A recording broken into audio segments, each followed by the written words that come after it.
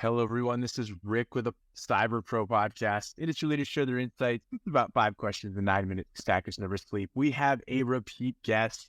We are super excited for Wonder Woman is back on the Cyber Pro podcast. We are going to kick it off, but in just a minute, I want everyone to know that you were episode number 186 last June 2022, but you were probably one of our top 5 most viewed podcasts. And so first off, I want to acknowledge that and give a big heads up to that. So thank you. Yes, thank you for that. Good job. Good job.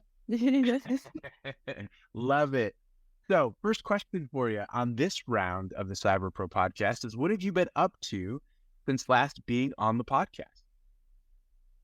Yeah, this year is pretty much a blur. I just remember learning a lot. And yeah, I started the OSCP course in January, and now I have the extension on the lab, so I'm doing the labs. So I still haven't finished. Like I finished the course, but I'm doing the labs, and yeah, I'm about to take the exam. So it's like the most important thing for me right now.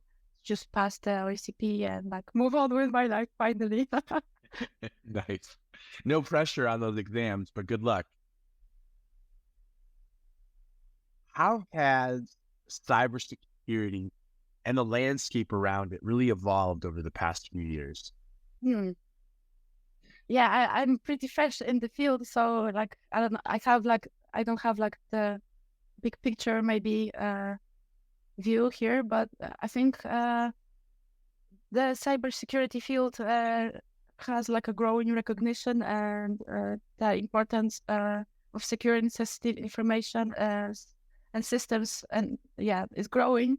And also individuals, organizations and governments are like more aware of the risks and are taking steps to protect themselves. And I think also there's a growing demand on cybersecurity professionals. I'm not sure if that's the case in the United States, because I heard like a lot of layoffs. But yeah, maybe I don't have the freshest information. And yeah, so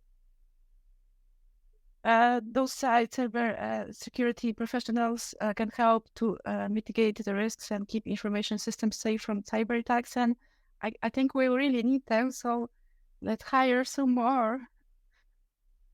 I love it. Yes, I do agree.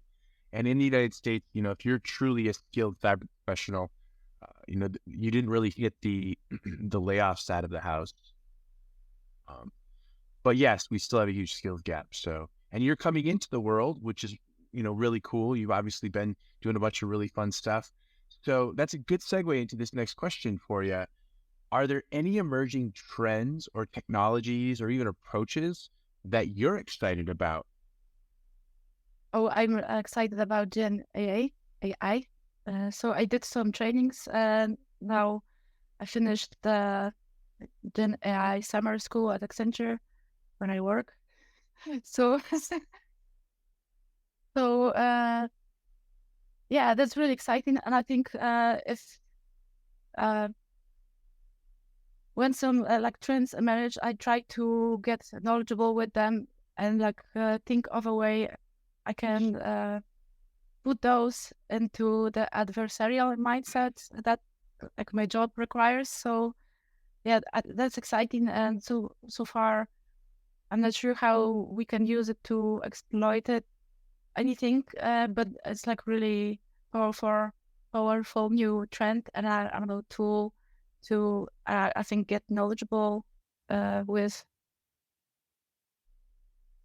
Yeah, that's it. Oh, that's great. And I love it. And I think that's definitely a trend we're looking at as well. I think anytime we start talking about AI, there's that fear of it, but also how can we utilize it, to better protect ourselves. And I think that's But where you're going to come in and yeah, really kind of shine.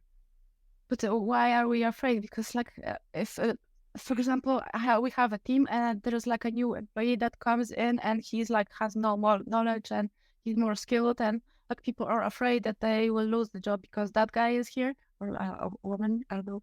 And I think we should look at the picture in a way that what can we learn from that person, or like, I don't know, that tool, that technology, and how can we grow professionally with that person, or like a tool, or like, I don't know, technology. I love it. No, that's a super positive outlook.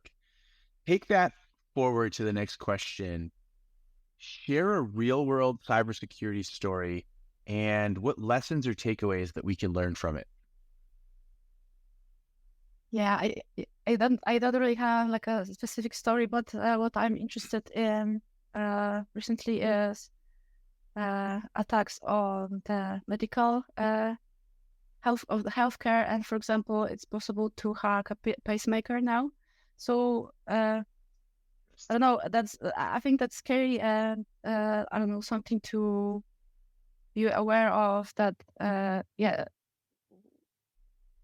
that I don't know, the attackers don't really have like a moral compass. Not all, they have some kind of compass, but not always is a good one. But and like in the process of them attacking a hospital and like ransomware attacks and like all that kinds of threats, people are losing lives. So I think that's scary, and like, yeah, something to be aware of. Nice. So here's the fun final question. The first time you were on the podcast, we asked you what your favorite piece of retro technology was, but now, what is a current piece of technology that just makes you smile? Yeah, I would say my phone and the Spotify app, because I listen a lot of music, and I love my headphones because, yeah, that's my headphones because they are like noise canceling, and yeah, I really focus best when it's silent around me. And if there are like any distractions, I just like get all over the place. So yeah. Thank you, Dorota, again for being on the podcast one more time. Thank you for inviting me.